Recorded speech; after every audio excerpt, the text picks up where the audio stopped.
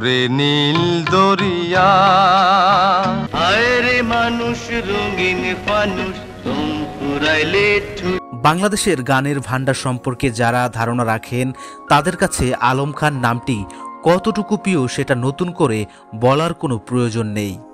আলম খান হলেন আমাদের বাংলা গানের সুর সম্রাট, সুরের জাদুকর বলা হয় তাকে। এন্ড্রু কিশোর ও শাম্মী আখতার ছিলেন আলম খানের শ্রেষ্ঠ আবিষ্কার।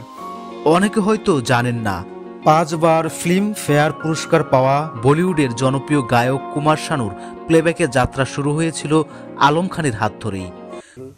কুমার শানু জি, সেও প্রথম চলচ্চিত্রে গান গেয়েছে আপনার। 3 কন্যা ছবির টাইটেল সং 3 কন্যা এক ছবি গানটি কুমার শানুর প্রথম গান প্লেব্যাকে।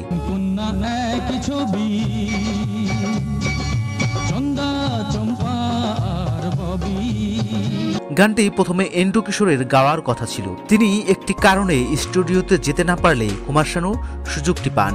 পরে কুমার শানু এন্ড্রু কিশোরকে বলেন, দাদা সুযোগ পেলাম তাই মেরে দিলাম, আপনি রাগ করেননি তো? এন্ড্রু কিশোর বলেন, ওটা আপনার ভাগ্যেই ছিল। কুমার শানুকে তখন সবাই কেদারনাথ ভট্টাচার্য নামে চিনতেন। এই গানের মাধ্যমেই কুমার শানুর যাত্রা শুরু হয় প্লেব্যাকে। এর 2 বছর পরেই বলিউডে ডাক পান কুমার শানু। এরপর থেকেই কুমার শানু জনপ্রিয় হয়ে ওঠেন বলিউডে। তবে প্রতিষ্ঠা পাওয়ার পর বাংলাদেশের আলম খানকে সেরকমভাবে মনে রাখেননি বলিউডের এই জনপ্রিয় কণ্ঠশিল্পী।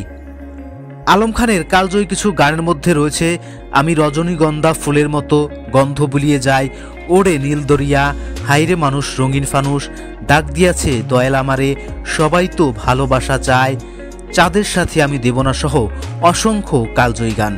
2022 সালের আজকের এই দিনে না ফেরার দেশে চলে যায় সুরের জাদুকর খ্যাত এই সঙ্গীত ব্যক্তিত্ব। প্রয়াণ দিবসে স্বাধীনতা টেলিভিশনের পক্ষ থেকে তার প্রতি রইল অনেক শ্রদ্ধা ও ভালোবাসা। নাজমুল হাসান, স্বাধীনতা টেলিভিশন, বিনোদন ডেস্ক।